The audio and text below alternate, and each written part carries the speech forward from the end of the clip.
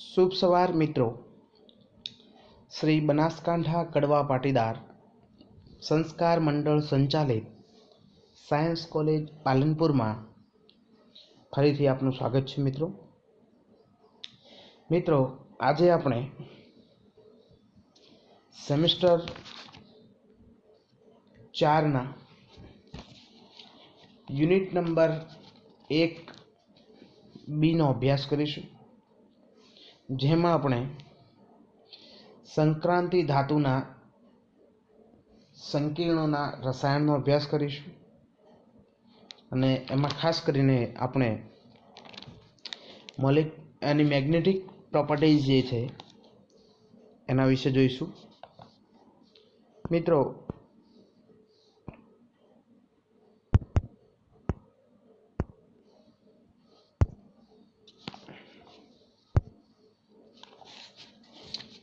સૌથી પહેલા magnetic property, જે સંક્રાંતિ ધાતુના સંકીર્ણો છે એ કેવા પ્રકારની ચુંબકીય વર્તણૂક દર્શાવે છે અને કેવી રીતે ચુંબકીય વર્તણૂક દર્શાવે છે એનો અભ્યાસ જોઈશું।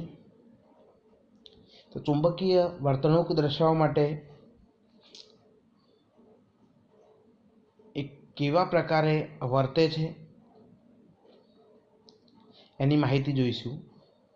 તો મિત્રો સૌથી પહેલા એની ધ્રુવ શક્તિની વાત કરીએ તો આપ જાણો છો કે કોઈ પણ પરમાણુ હોય તો આવો પરમાણુ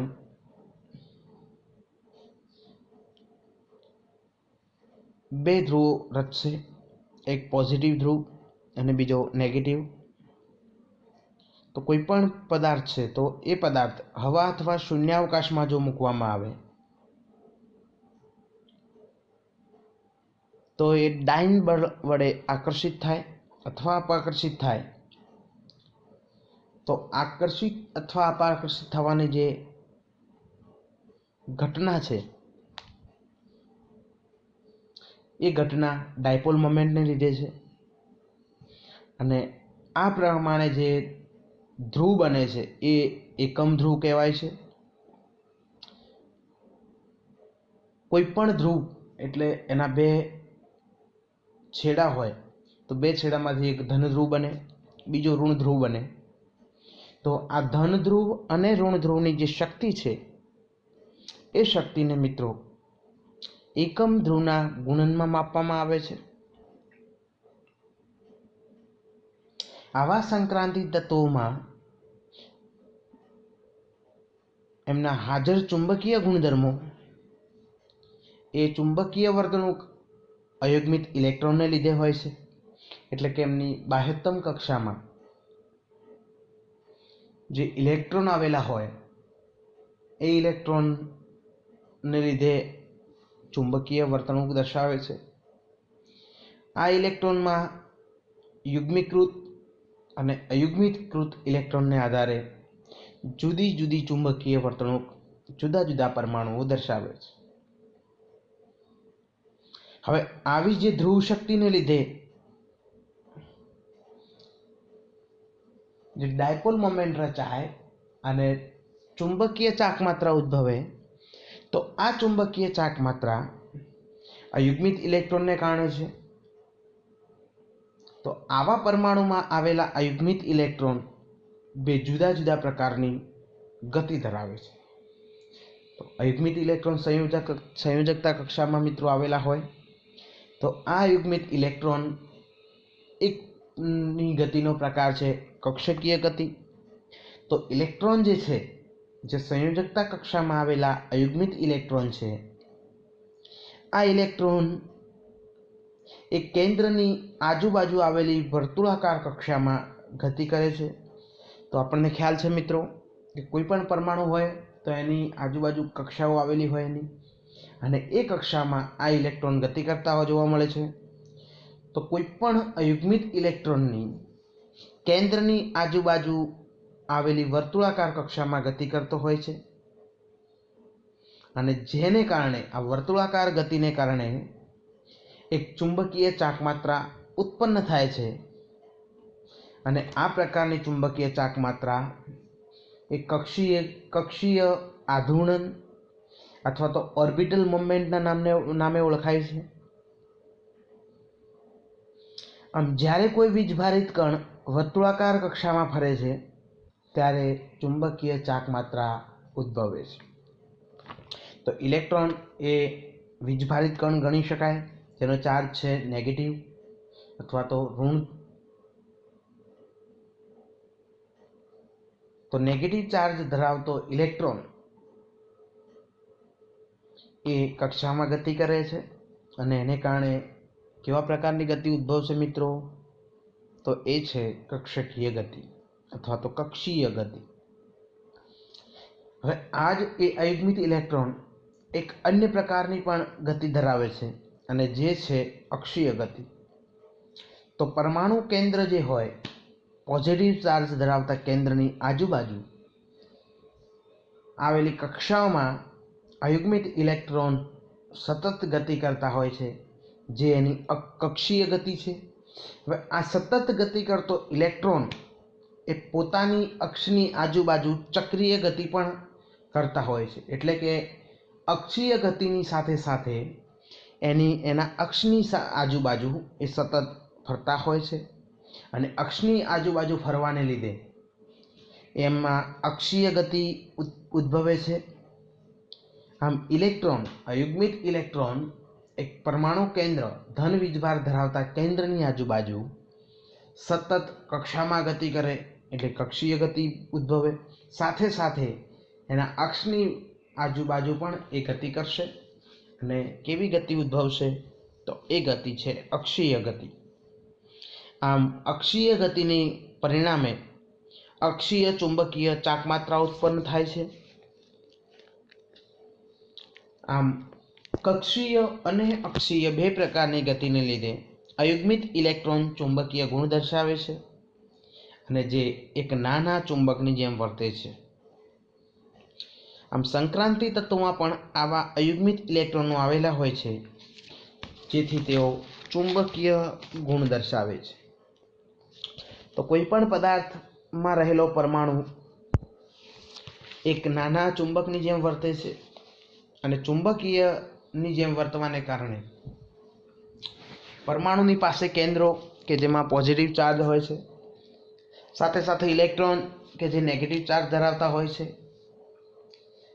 આમ કોઈ પણ અસંખ્ય પરમાણુ ધરાવતા પદાર્થને, તો આવો એક પરમાણુ નાનો ચુંબક છે, તો આવા નાના ચુંબકો ધરાવતો કોઈ પદાર્થ હોય તો આવા પદાર્થને બાહ્ય ચુંબકીય ક્ષેત્રમાં મૂકવામાં આવે, એટલે કે બે ધ્રુવો ધરાવતા ચુંબકીય ક્ષેત્રમાં મૂકવામાં આવે તો પદાર્થની અક્ષીય ગતિ અને કક્ષીય ગતિને કારણે ઉત્પન્ન થતી જે ચાકમાત્રા હોય, આ ચાકમાત્રા બાહ્ય ચુંબકીય ક્ષેત્ર સાથે આંતરક્રિયા કરે છે અને આ આંતરક્રિયાને પરિણામે કોઈ પણ પદાર્થ છે અથવા તો પરમાણુ છે, એ પરમાણુ અલગ અલગ 3 પ્રકારના ગુણધર્મો દર્શાવે છે. એમાં પ્રથમ પ્રકાર છે અનુચુંબકીય, બીજો છે પ્રતિચુંબકીય અને ત્રીજો છે લોહચુંબકીય. તો મિત્રો, અયુગ્મિત ઇલેક્ટ્રોનની કક્ષીય અને અક્ષીય ગતિને કારણે ઉત્પન્ન થતી ચુંબકીય ચાકમાત્રાને લીધે કોઈ પણ પરમાણુ ચુંબકીય ગુણ દર્શાવે તો એ ચુંબકીય ગુણમાં આપણે અનુચુંબકીયનો અભ્યાસ કરીશું. તો સંક્રાંતિ તત્વો કે જેમાં અયુગ્મિત ઇલેક્ટ્રોન આવેલા હોય છે અને આ અયુગ્મિત ઇલેક્ટ્રોન અનુચુંબકત્વનો ગુણ ધરાવે છે. આમ પદાર્થનો આ ગુણ એ એવો ગુણ છે કે જે પદાર્થને ચુંબકીય ક્ષેત્રમાં મૂકવામાં આવે તો બળરેખાઓ શૂન્યાવકાશની જેમ પોતાની અંદરથી પસાર કરે છે, એટલે કે ચુંબકીય બળરેખાઓને પોતાની તરફ આકર્ષે છે.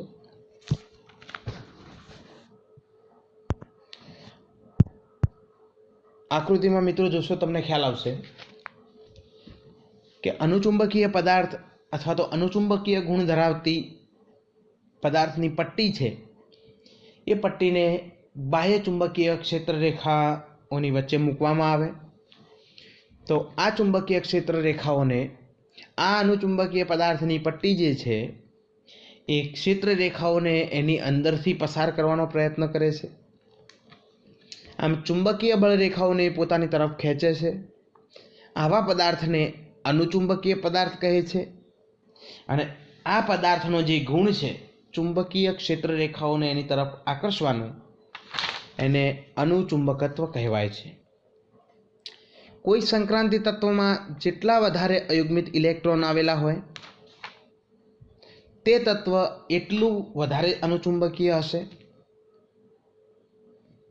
જો બાહ્ય ચુંબકીય ક્ષેત્રમાં સંક્રાંતિ ધાતુઓને રાખવામાં આવે, ઉદાહરણ તરીકે આપણે ક્રોમિયમ ધાતુને લઈશું, તો ક્રોમિયમ ધાતુને જો મૂકવામાં આવે તો બાહ્ય ચુંબકીય ક્ષેત્રની તીવ્રતા વધી જાય છે.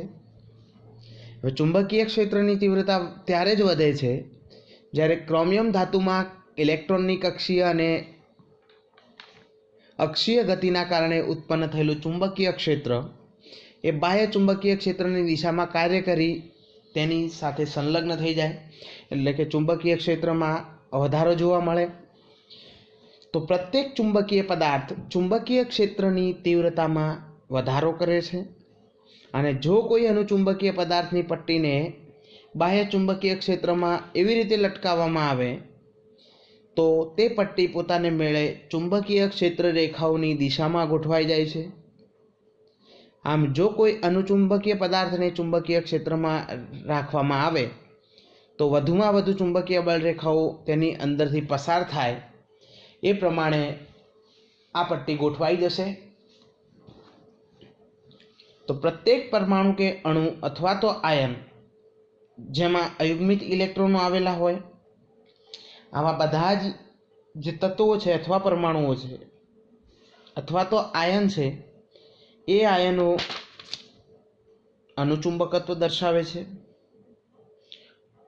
આમ કોઈપણ પદાર્થની અનુચુંબકીય ચાક માત્રાને બોર મેગ્નેટોન એકમથી દર્શાવવામાં આવે છે. એકમ બોર મેગ્નેટોન અથવા તો એક બોર મેગ્નેટોન બરાબર EH/4πmc ના સૂત્ર વડે ગણતરી કરવામાં આવે છે અને જે 9.27 ગુણ્યા 10⁻21 અર્ગ પ્રતિ ગૌસ જેટલી મળે છે.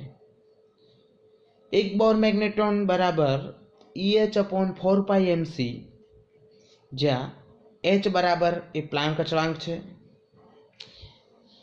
ઈનું મૂલ્ય એ ઇલેક્ટ્રોનનો વીજભાર છે, સી પ્રકાશનો વેગ, પ્રકાશની તીવ્રતા કેટલી છે, અને એમ એ ઇલેક્ટ્રોનનું દળ છે, જે ઇલેક્ટ્રોન આવેલો હોય એનું દળનું મૂલ્ય મૂકી અને એકમ બોર મેગ્નેટોનની કિંમત ગણી શકાય.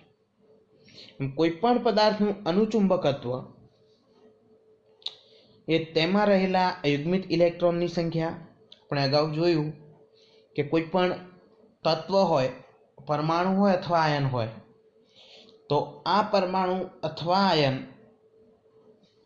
એ અનુચુંબકત્વ ક્યારે દર્શાવે છે તો જ્યારે એમાં અયુગ્મિત ઇલેક્ટ્રોન આવેલા હોય અને અયુગ્મિત ઇલેક્ટ્રોનની કક્ષીય અને અક્ષીય ગતિને કારણે એ ચુંબકત્વ દર્શાવે. તો અનુચુંબકત્વ માટે તેમાં રહેલા અયુગ્મિત ઇલેક્ટ્રોનની સંખ્યા કેટલી છે, જેટલી સંખ્યા વધારે હશે એટલી એની તીવ્રતા વધારે હશે અને તાપમાન પર આધારિત છે. તો તાપમાન વધવાથી અણુઓ અવ્યવસ્થિત થઈ જાય છે. તાપમાનમાં વધારો થાય તો આપણને ખ્યાલ છે કે કોઈ પણ પદાર્થની માં ગોઠવાયેલા હોય પરમાણુ, તો આ પરમાણુઓ તાપમાન વધવાની સાથે એમાં અસ્તવ્યસ્તતા આવે છે. અથવા તો બરફને આપણે ગરમી આપીએ તો બરફ પાણીમાં ફેરવાય છે, એટલે કે ઘનમાંથી પ્રવાહી સ્વરૂપે ફેરવાય, અને પાણીને જો ગરમ કરીએ અથવા તો એને ગરમી વધારે આપવામાં આવે તો એ વરાળ સ્વરૂપે ફેરવાય છે. આમ ઘનમાંથી એ પ્રવાહીમાંથી એ વાયુ સ્વરૂપમાં ફેરવાય છે. આમ તાપમાન વધવાની સાથે પદાર્થના સ્વરૂપમાં પણ ફેરફાર થતો જોવા મળે છે. આમ તાપમાન વધતા અણુચુંબકત્વમાં ઘટાડો થાય છે. કોઈપણ અયુગ્મિત ઇલેક્ટ્રોનને કારણે ઉદ્ભવતી ચુંબકીય ચાક માત્રાની જો ગણતરી કરવામાં આવે તો એને આપ સૂત્ર જોઈ શકો છો, mu is equal to √n કૌંસમાં n+2 વડે ગણતરી કરી શકાય છે, જ્યાં n એ ચુંબકીય ચાક માત્રા માટે જે અયુગ્મિત ઇલેક્ટ્રોન હોય એ અયુગ્મિત ઇલેક્ટ્રોનની સંખ્યા દર્શાવે છે.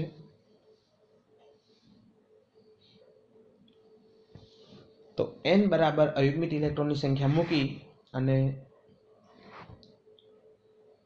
ચુંબકીય ચાક માત્રાની ગણતરી કરી શકાય છે. હવે એ જ પ્રમાણે ઇલેક્ટ્રોનની વિષમ સંખ્યામાં હોવું એ અણુચુંબકીય પદાર્થનું અભિલક્ષણ છે. એટલે જુદા જુદી સંખ્યામાં અયુગ્મિત ઇલેક્ટ્રોન આવેલા હોય તો એનું એક મુખ્ય લક્ષણ છે. એકમ ઇલેક્ટ્રોનની ચુંબકીય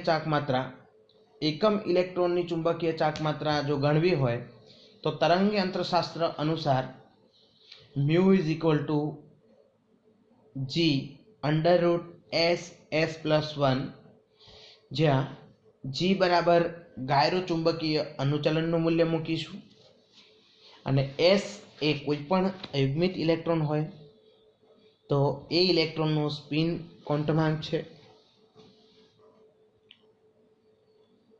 જો mu is equal to √s+1 વડે જો ચુંબકીય ચાક માત્રાની ગણતરી કરવામાં આવે તો એ ચુંબકીય ચાક માત્રા એ ઇલેક્ટ્રોનની કોણીય ચુંબકીય ચાક માત્રા મળે છે.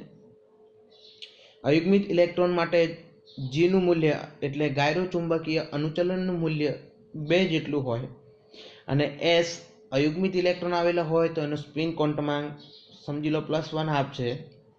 તો મ્યુ બરાબર 2√1/2 × 1/2 + 1 એટલે √3 બોર મેગ્નેટ્રોન જેટલું મૂલ્ય મળે છે. આમ અણુચુંબકીય પદાર્થ એ તાપમાન સાથે પ્રતિ અનુલોમપાતી હોય છે. એટલે તાપમાનના વધારા સાથે અણુચુંબકત્વ ઓછું થાય છે. આમ અણુચુંબકત્વ એ ચુંબકીય ક્ષેત્ર પર આધારિત નથી. ગૌસના નિયમ અનુસાર P = 1 + 4π ના અણુચુંબકીય પદાર્થ માટે B > H, બીજી શરત છે P > R અને = ધનાત્મક, જે I અને H ને સહાયક બને છે.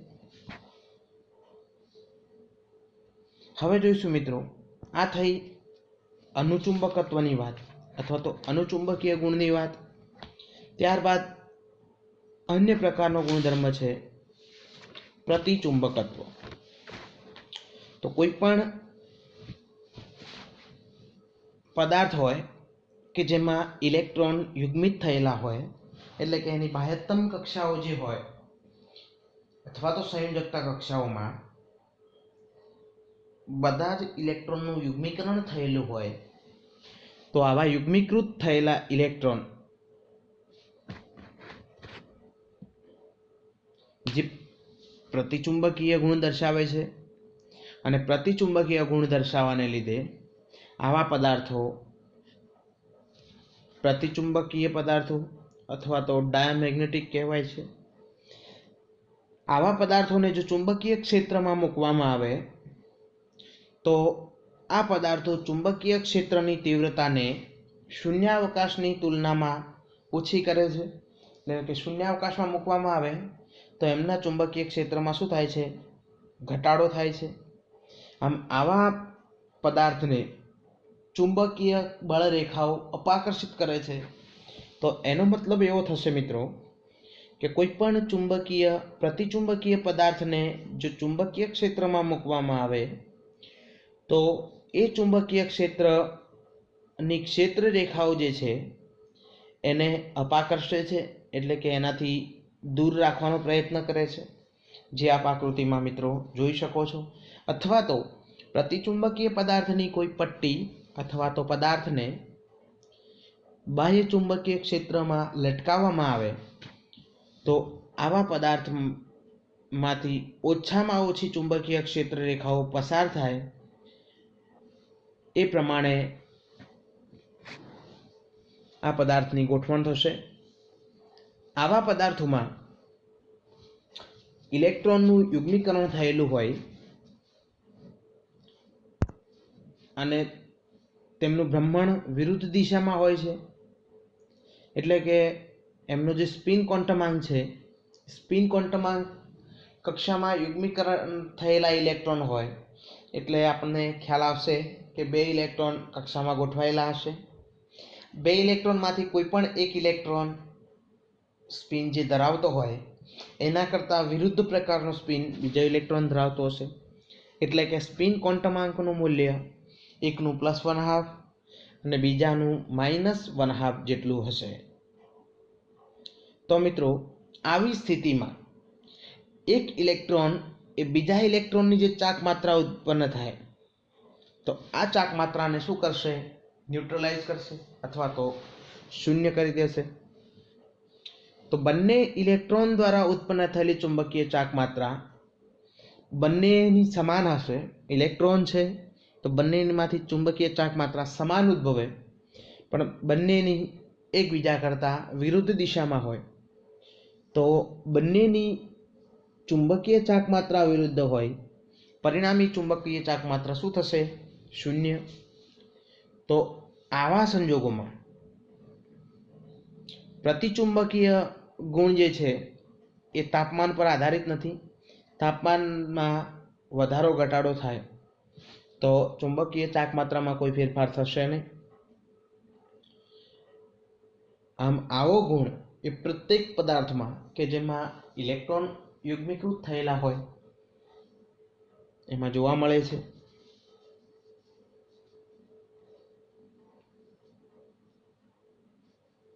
પ્રતિચુંબકીય ગુણ એ ચુંબકીય ક્ષેત્રની પ્રબળતા પર આધાર રાખતો નથી, એટલે કે બાહ્ય ચુંબકીય ક્ષેત્ર કેટલું છે અથવા તો એની તીવ્રતા કેટલી છે એના પર એનો આધાર નથી. પ્રતિચુંબકીય પદાર્થ માટે H B એટલે ચુંબકીય ક્ષેત્રની પ્રબળતા જે છે એ ચુંબકીય ક્ષેત્ર પર આધારિત નથી. P greater than 1 ચુંબકીય પારગમ્યતાનું જે મૂલ્ય છે એ 1 થશે અને કાય એ ઋણ થશે જે 1H નો વિરોધ કરશે. ચુંબકીય ક્ષેત્રની પ્રબળતાનો શું કરે છે? વિરોધ કરે છે. આમ ગૌસના નિયમ અનુસાર P = 1 + 4π જે અનુચુંબકીય પદાર્થ કે જેઓ પ્રતિચુંબકીયત્વ પણ દર્શાવે છે અને તેમનું પરિણામી ચુંબકત્વનું અનુચુંબકત્વનું મૂલ્ય પ્રતિચુંબકત્વ ઘટાડીને મેળવી શકાય છે. આમ પ્રતિચુંબકત્વ બાહ્ય ચુંબકીય ક્ષેત્રની અનુપસ્થિતિમાં દેખાતું નથી. આમ અનુચુંબકત્વ પ્રતિચુંબકત્વ કરતાં 100 ગણું હોય છે. તો મિત્રો આ થઈ પ્રતિચુંબકત્વની વાત. ત્યારબાદ જોઈશું મિત્રો લોહ ચુંબકત્વ, ફેરોમેગ્નેટિક. સૌથી પહેલા પેરામેગ્નેટિક, ત્યારબાદ ડાયામેગ્નેટિક અને હવે ફેરોમેગ્નેટિકની ચર્ચા કરીશું અથવા તો લોહ ચુંબકત્વની ચર્ચા કરીશું. તો લોહ ચુંબકત્વથી તો આપ સૌ વાકેફ છો. લોહ ચુંબકત્વ એટલે શું મિત્રો એનો તમને ખ્યાલ છે? તો કોઈ પણ પદાર્થ હોય તો એ પદાર્થમાં અનુચુંબકત્વ એટલું બધું વધારે હોય છે, એટલે કે લોહચુંબકત્વ એ એક પ્રકારે અનુચુંબકત્વ છે. તો કોઈ પણ પદાર્થમાં અનુચુંબકત્વ એટલું વધારે હોય કે જે બાહ્ય ચુંબકીય ક્ષેત્રની ગેરહાજરીમાં પણ પદાર્થ ચુંબકની જેમ વર્તે, એટલે કે બાહ્ય ચુંબકીય ક્ષેત્ર હાજર ન હોય તેમ છતાં પણ જે પદાર્થ ચુંબકની જેમ વર્તે છે, તો આ જે ગુણ છે અથવા તો અનુચુંબકત્વનું આ સ્વરૂપ છે એને શું કહીશું? પદાર્થનું લોહચુંબકત્વ. સ્થાયી ચુંબકત્વ દર્શાવતા આવા પદાર્થને લોહચુંબકીય પદાર્થ કહેવામાં આવે છે. સંક્રાંતિ તત્વોમાં ખાસ કરીને લોખંડ એ એક આવો ગુણ દર્શાવે છે, અને આ લોખંડ આવો ગુણ દર્શાવતો હોવાથી આ ગુણને લોહચુંબકત્વ કહેવામાં આવે છે. લોહચુંબકત્વ માટે પદાર્થમાં અયુગ્મિત ઇલેક્ટ્રોન હોવા જરૂરી છે, પણ અયુગ્મિત ઇલેક્ટ્રોન હોવાની સાથે સાથે બીજી કેટલીક શરતો છે કે જે શરતો પણ પૂરી થવી જરૂરી છે. એમાં સૌથી પહેલું છે કે તેમાં શક્તિ સ્તરો વચ્ચેનું અંતર ઓછું હોવું જોઈએ. તો એમાં જે આણ્વીય કક્ષક શક્તિ સ્તર,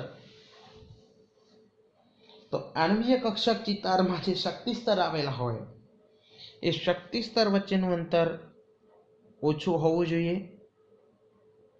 સાથે સાથે પદાર્થમાં પરમાણુ પણ એટલા નજીક રહેવા જોઈએ. પદાર્થમાં જે પરમાણુની ગોઠવણી થયેલી હોય એકબીજાની નજીક થવી જોઈએ, અને પરમાણુની ગોઠવણી નજીક થવાને લીધે પરમાણુય કક્ષકોનું સંમિશ્રણ પણ મહત્તમ રીતે થઈ શકે, અથવા તો થોડા ઘણા અંશે સહસંયોજક બંધો બનાવી શકે એ પ્રમાણે એની ગોઠવણી થવી જોઈએ. જો આમ ન થાય તો ઇલેક્ટ્રોનનું યુગ્મીકરણ થવાની શક્યતાઓ વધી જાય છે અને લોહચુંબકત્વ દર્શાવતું નથી.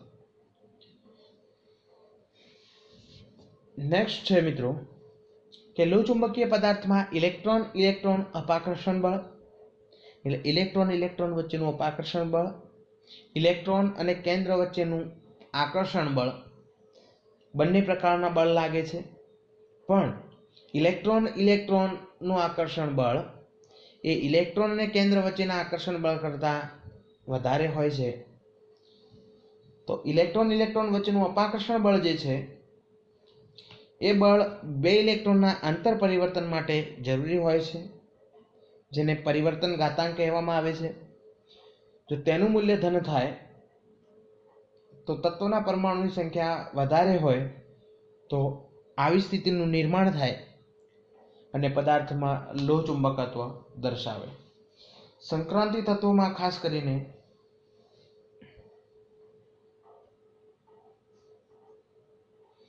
લોખંડ, કોબાલ્ટ અને નિકલ એ લોહચુંબકત્વનો ગુણ દર્શાવે છે, કારણ કે આ તત્વોમાં પર્યાપ્ત અયુગ્મિત ઇલેક્ટ્રોનો આવેલા હોય છે, ઊંચી પરમાણુ સંખ્યા આવેલી હોય અને તેમના પરિવર્તન ઘાતાંકનું મૂલ્ય ધન હોય.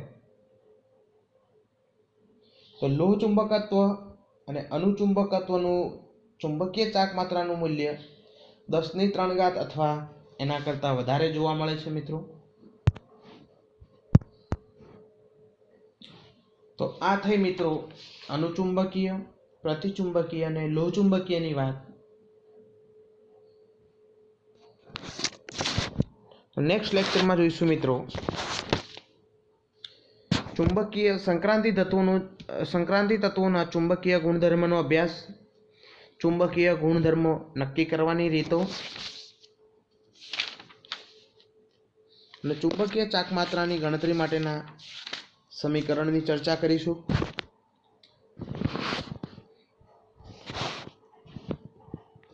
તો અત્યારે બસ આટલું. Thank you.